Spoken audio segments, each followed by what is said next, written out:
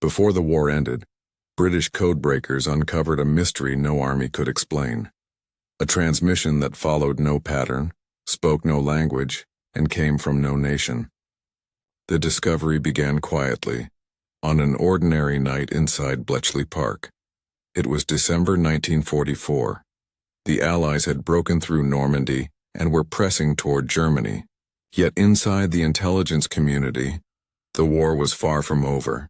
For the cryptographers of the Y service, every signal in the ether was a clue, every burst of static a potential threat.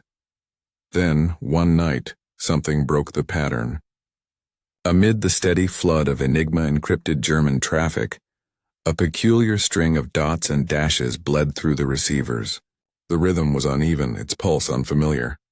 Operators at the coastal station in Scarborough logged it, uncertain of its origin.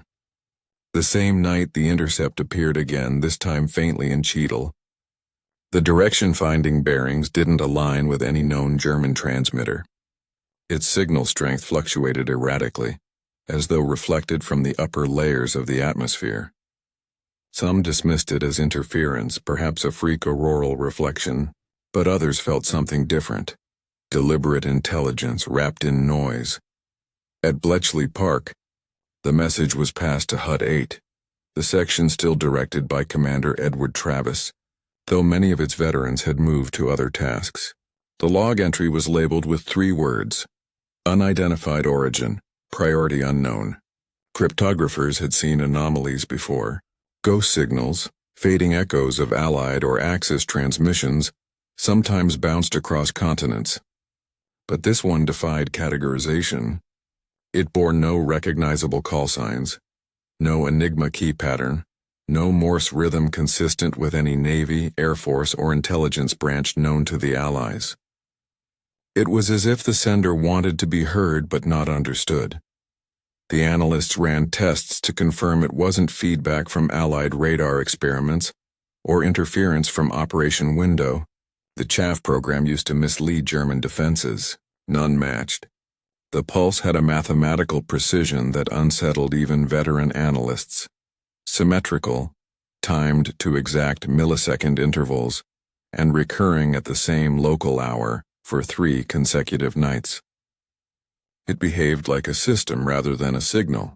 For the men and women of Bletchley accustomed to the logic of machines and men alike, that was disturbing. A message without a sender defied their entire framework. In war, every sound had a cause. Every code had a mind behind it. But what if this one didn't? The rumor spread quickly through the huts, the signal that shouldn't exist. It became a quiet obsession whispered about during cigarette breaks and late-night decoding shifts. The Y service intercept teams were ordered to keep constant watch on its frequency. Meanwhile, Travis authorized a comparative analysis against Axis intelligence archives. Nothing. The Luftwaffe's Funkaufklärung frequencies, clear. Kriegsmarine transmissions, silent. Days turned into weeks. The Battle of the Bulge erupted in the Ardennes, and yet, even as Europe burned, a handful of cryptographers in an English estate chased a phantom.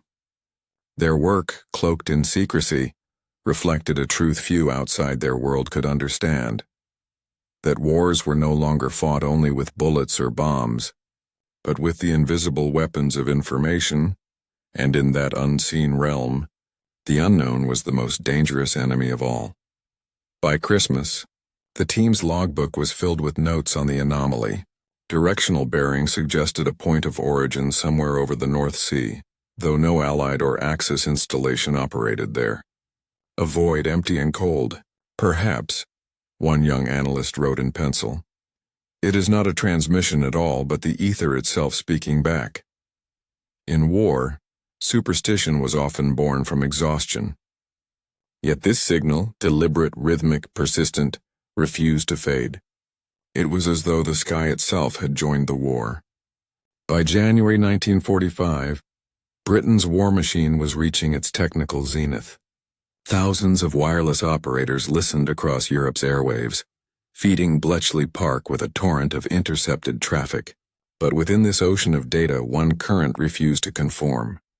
The so-called phantom signal appeared again, logged simultaneously at intercept stations in Scarborough, Cheadle, and Gibraltar. Each report described the same irregular modulation, an oscillation just below the frequencies used by Luftwaffe night fighters. That detail alone suggested purpose. Someone somewhere wanted to hide in the blind spot of war. The Radio Security Service, RSS, cross-referenced the logs. No German call sign matched. No Allied beacon operated in that range. Linguistic experts confirmed the code wasn't traditional Morse, nor any variant used by Japan or Italy. It followed an alien cadence, deliberate pauses, staccato bursts, intervals that echoed logic but resisted meaning. The pattern repeated every 5 nights at nearly the same hour, as though tethered to a clock no one could see. Inside Bletchley Park, the discovery sparked a silent rivalry between cryptographic units. Hut 6 believed it was an advanced form of German transmission encryption, perhaps a test for post-Enigma communication. Hut 8, more skeptical, proposed it was non-human interference, no, an atmospheric quirk intensified by magnetic storms common in winter. Yet by mid-January, the evidence undermined both theories. The frequency shifted and so did the signal strength. The transmission appeared to move, changing origin point across hundreds of kilometers within hours, something no static station could achieve.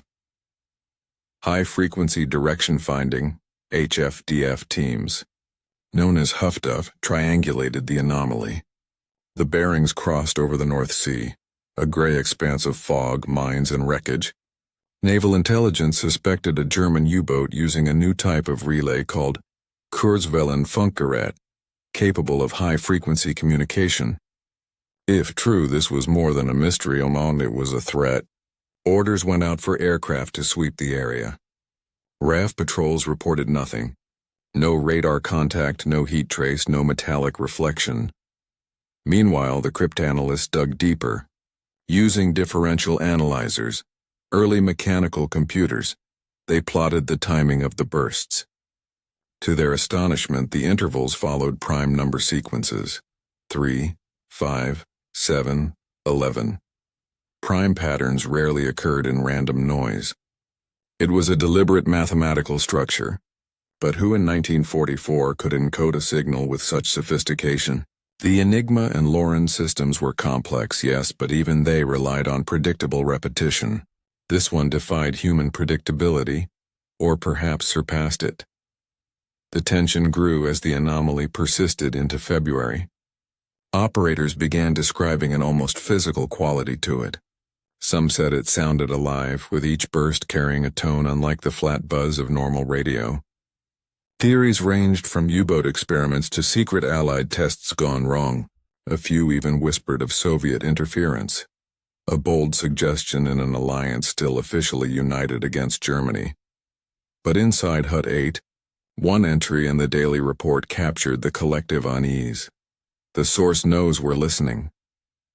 The pattern of the transmission seemed to react to Allied monitoring, altering intervals just after triangulation attempts. Coincidence, perhaps, but to the men and women immersed in the chaos of wartime frequencies, it felt deliberate, a presence in the static, watching the watchers.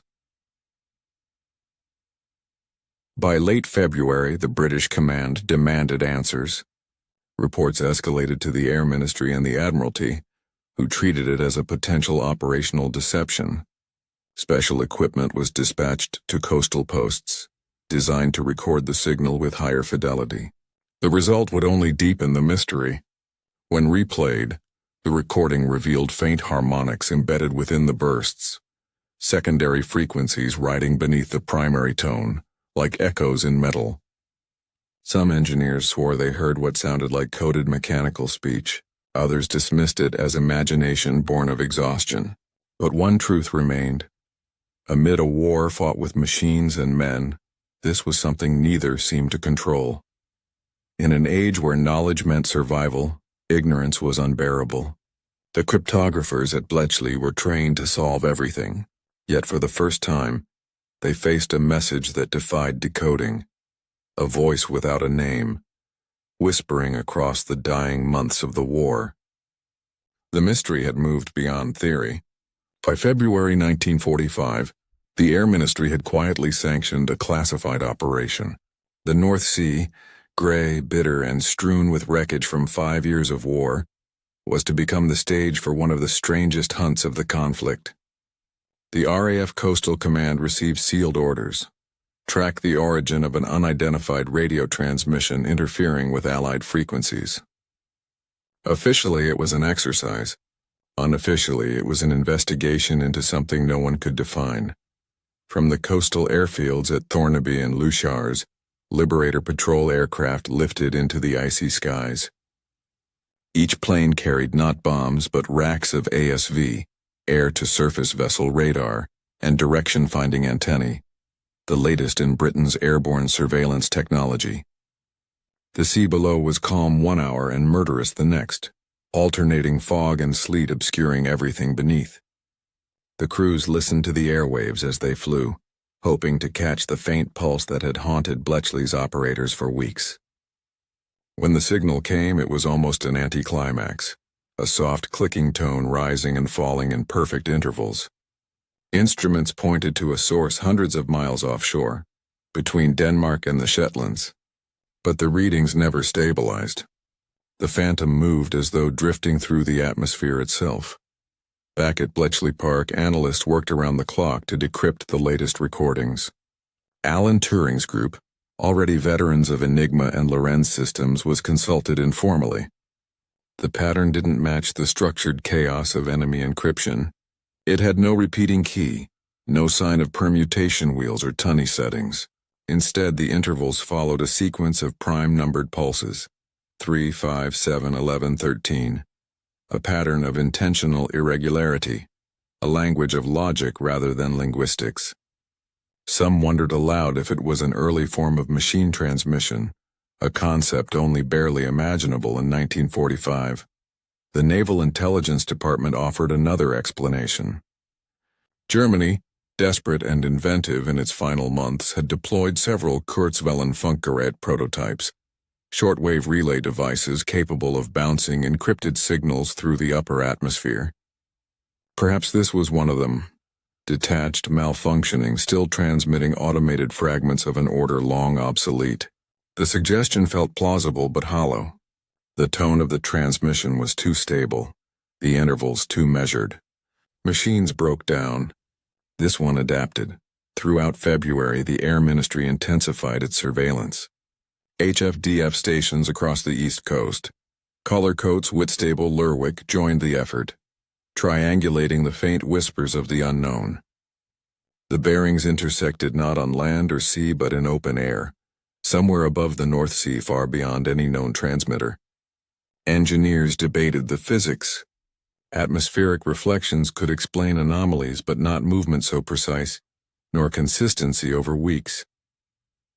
In mid-February, something changed.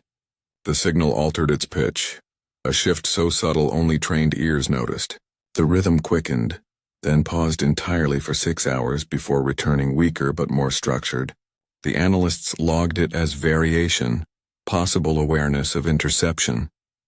Such language, cryptic and bureaucratic, barely concealed the truth. Fear had entered the equation.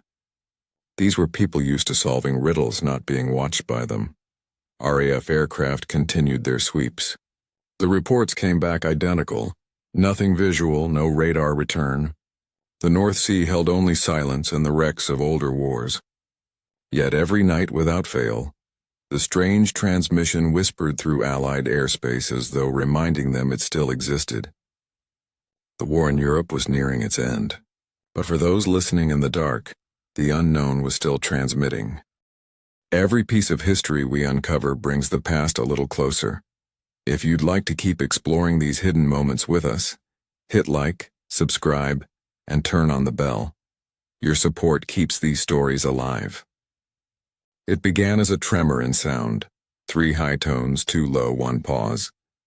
The change was almost imperceptible, yet for the analysts at Bletchley Park it was a seismic event. The phantom had shifted its signature, and the new rhythm struck a chord deep within the archives. When compared against captured cipher material from a wrecked Soviet radio post in Murmansk, the correspondence was undeniable.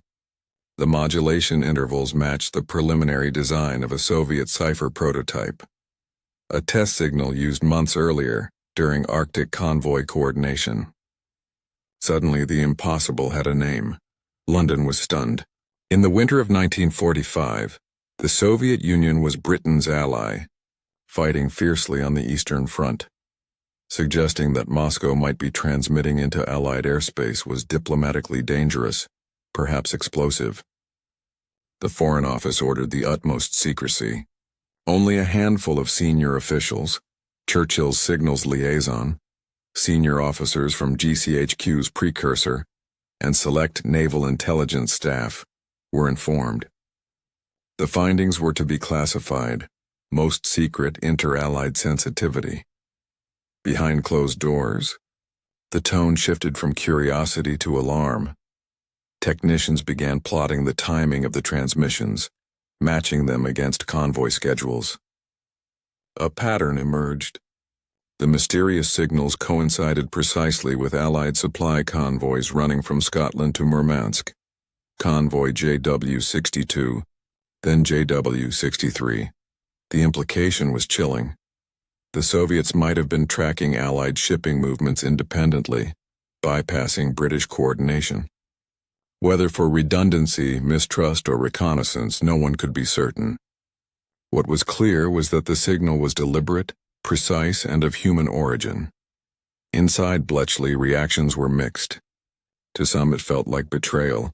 To others, a glimpse into the realities of post-war power politics. The war was not yet over, but its alliances were already cracking at the seams. Technically, the discovery was exhilarating.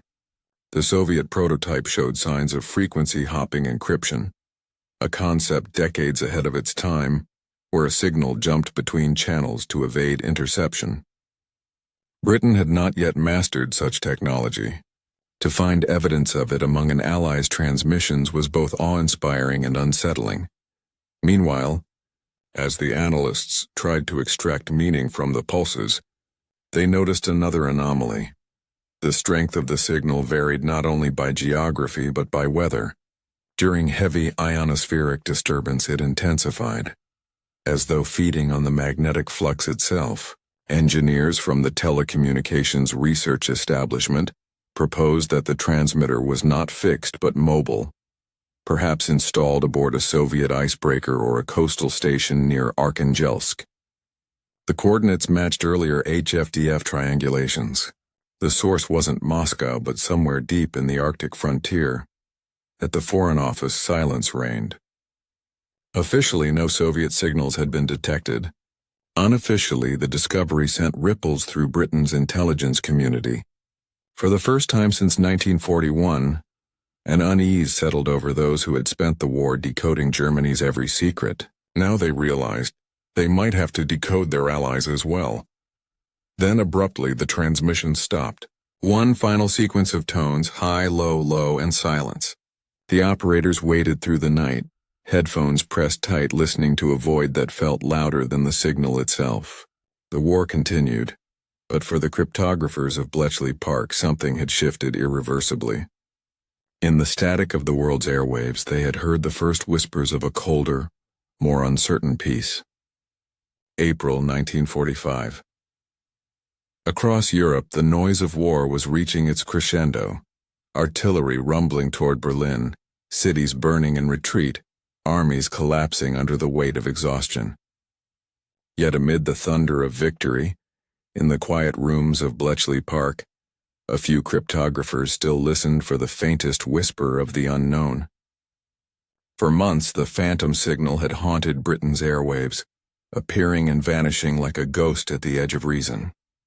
Then, when the world seemed too consumed by its own chaos to care, it returned once more. The intercept came just before dawn on April 23rd. The frequency was faint, stretched thin by distance and interference, but the pattern was unmistakable. The strange rhythm of tones had shifted again, slower now, heavier, as if laboring under strain. It was logged immediately and cross-checked across the Y service stations. Scarborough, Cheadle, and Gibraltar all confirmed the same. The origin, according to triangulation, lay farther north than ever before, beyond Norway's jagged coast, perhaps within the Arctic Circle itself. By this point, few believed it was German. The Kriegsmarine's remaining U-boats were scattered and hunted, their transmissions silent or encoded in familiar forms. The analysts instead suspected a Soviet experimental beacon, part of ionospheric propagation research that Moscow had been conducting since 1943. The phenomenon fascinated both sides, radio waves bouncing off the charged upper layers of the atmosphere, allowing long-range communication. It was science on the edge of warfare, invisible, intangible, and immensely powerful. The thought that their wartime ally might be experimenting without disclosure raised uncomfortable questions. But in April 1945, no one had the luxury of political confrontation. As the front lines moved toward final collapse, a handful of specialists continued to record the Arctic transmission, studying its strength against solar activity charts. The results were uncanny. Each time geomagnetic disturbances peaked, the signal grew stronger, not weaker. Natural interference should have disrupted it. Instead, it seemed to thrive in chaos. The working theory evolved. Perhaps the transmitter was using atmospheric instability to extend its range, a feat of radio engineering far ahead of its time. Then, on the night of April 26th, it flared one final time. The tone was sharper, the rhythm erratic, a distortion unlike anything before. Operators leaned in close, listening as the signal fragmented into bursts of static and echo, as though something mechanical was collapsing within it. And then silence.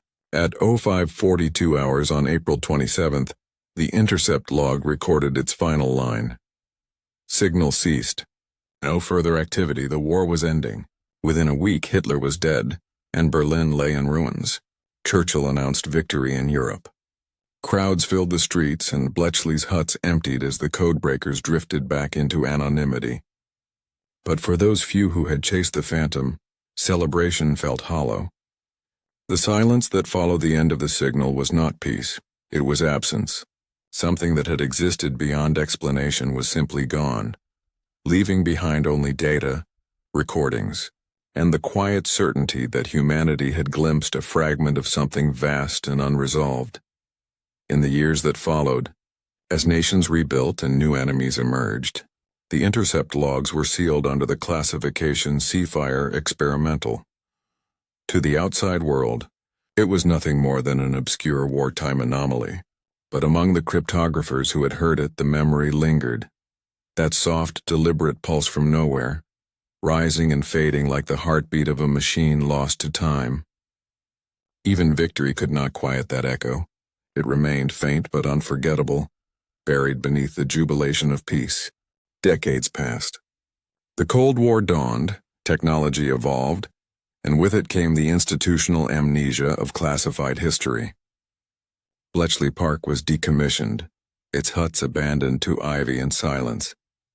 The cryptographers had gone their separate ways, some to academia, others to the newly formed Government Communications Headquarters, or GCHQ, Britain's post-war nerve center for signals intelligence. And it was there, in the sealed archives of GCHQ Cheltenham, that the phantom resurfaced. The year was 1978. As part of a declassification review, analysts stumbled upon a series of microfilm reels labeled Project Seafire. Within the spools lay the original intercepts from 1944-45. Faint waveforms etched onto magnetic tape, coded annotations, and the final log entries marking the signal's disappearance. At first glance, it seemed routine, another wartime curiosity. But when engineers digitized the recordings for analysis, something extraordinary emerged. The signal was not a single frequency as previously thought. It contained subharmonics, layered tones modulated with almost biological precision. Beneath the main rhythm, tiny variations pulsed like a second heartbeat. When filtered, the waveform revealed intermittent traces of manual Morse, as though a human operator had occasionally keyed into an automated system. The revelation stunned the reviewing team. It meant that part of the signal was human-generated. Yet the Russians, when approached through diplomatic backchannels, denied all knowledge of such a program. No Soviet files referenced an Arctic transmission experiment in 1944. Historians combed archives in Murmansk, Moscow, and St. Petersburg. Nothing. If the Soviets hadn't sent it, who had? Some speculated it was an Allied experiment gone rogue, perhaps linked to Britain's Skylark ionospheric research, which began around the same time. Others proposed it was an accidental bleed from American long-range navigation trials. Each theory explained fragments, but none fit the whole. Then came the most intriguing discovery. One declassified technical memorandum from 1952 suggested a radical possibility. The signal might have been a natural phenomenon, a form of radio emission, caused by charged particles in Earth's magnetosphere, modulated by human interference. In simpler terms, it could have been nature and technology colliding, creating something neither side intended. The memo's author called it electronic interference through conductive resonance, a concept not fully understood until the 1960s. To the scientists of the late 20th century, that made a strange kind of sense. Humanity, by flooding the planet with transmissions, had turned the atmosphere into an instrument, and occasionally, that instrument played itself. Perhaps the 1944 signal had been the first audible sign of this new era, when man and machine had begun to merge in the spectrum of the invisible. Within GCHQ, Project Seafire was reclassified as anomalous intelligence and stored in a temperature-controlled vault. The recordings, cleaned and digitized, were sometimes played for new recruits as a lesson in humility, proof that even the most advanced analysts could encounter the inexplicable. Those who listened described it as haunting, a slow, deliberate pulse that seemed to rise from beneath the noise, steady and intelligent yet impossible to define. For the veterans who had once sat in Hut 8, now gray-haired and scattered, the rediscovery brought back more than mystery. It revived a memory of youth, of endless nights decoding an enemy they could not see. It reminded them that victory had never truly answered all the questions the war had asked. Some signals once sent never stop echoing. They just moved beyond the range of our receivers. The world that emerged after 1945 was one where silence had become strategic. The guns had quieted, but the air was alive with transmission. Britain, the United States, and the Soviet Union were no longer bound by alliance. They were bound by suspicion.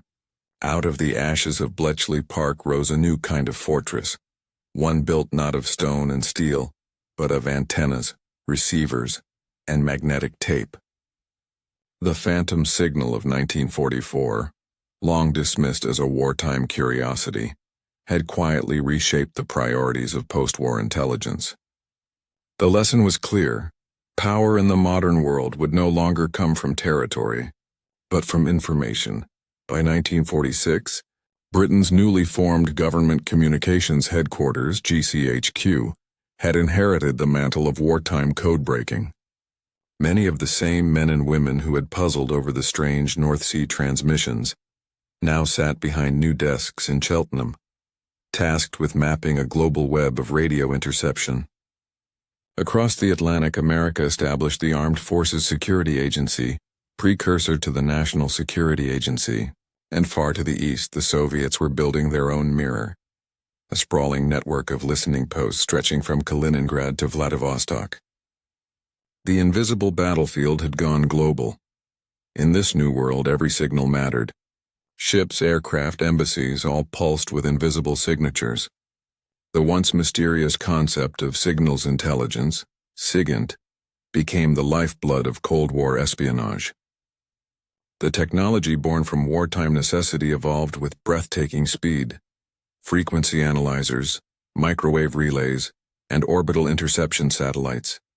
Yet beneath the gleaming modernity lingered a shadow of unease. The signal that had once haunted Bletchley's airwaves had taught intelligence agencies a dangerous truth, that not all transmissions could be explained. And what cannot be explained is what governments most fear. By the early 1950s, GCHQ had launched Project Stonefish, an ambitious effort to record every major radio transmission entering British airspace. The system catalogued millions of frequencies, mapping the spectrum like cartographers once mapped continents. Across the Iron Curtain, the Soviet Union responded with Operation Corvus, its own listening array designed to sweep the shortwave bands for Western signals. In this silent race, there were no front lines, only concentric circles of knowledge and ignorance. For the veterans of Bletchley Park, the transformation was bittersweet. They had begun as mathematicians and linguists, decoding human messages of war. Now they were architects of an era where machines listened to machines. The personal struggle, the human story behind every cipher, was fading into abstraction, yet some saw beauty in it. The merging of logic and mystery, the relentless pursuit of patterns in chaos. One retired cryptanalyst interviewed decades later would describe it as the moment when we stopped listening to enemies and began listening to the world itself. The phantom of 1944 became legend within GCHQ.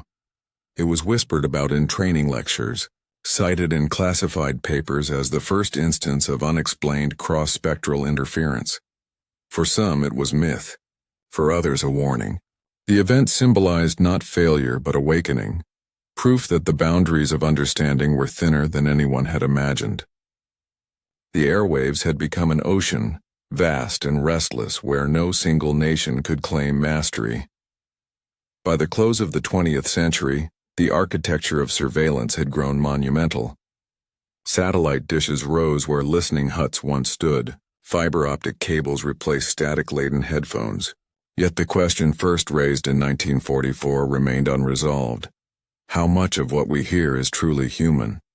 In war, in peace, and in the shadowed space between, the pursuit of knowledge had become its own conflict. And though the world had changed beyond recognition, the lessons of the strange signal endured, that the fight for understanding is the fight that never ends. Today, in a temperature-controlled vault deep beneath the GCHQ complex in Cheltenham, a single recording survives. A faint, hissing loop preserved on magnetic wire. 3 seconds of war's forgotten whisper. When played, it is barely audible, a distant pulse rising and falling in uneven rhythm, like the heartbeat of something long extinct. Technicians replay it not for intelligence but for reverence. It is in its own way a relic, not of victory or defeat but of curiosity. Modern analysts study it with tools the wartime cryptographers could scarcely imagine. Algorithms isolate harmonics. Digital filters strip away noise. What remains is a ghost of mathematics, intervals that still follow the prime number logic identified in 1944. Nothing new has been learned, yet nothing has been disproven. The mystery persists, patient and unbending, as though time itself refuses to surrender its secret. For historians, the significance of the signal lies not in what it was, but in what it represented.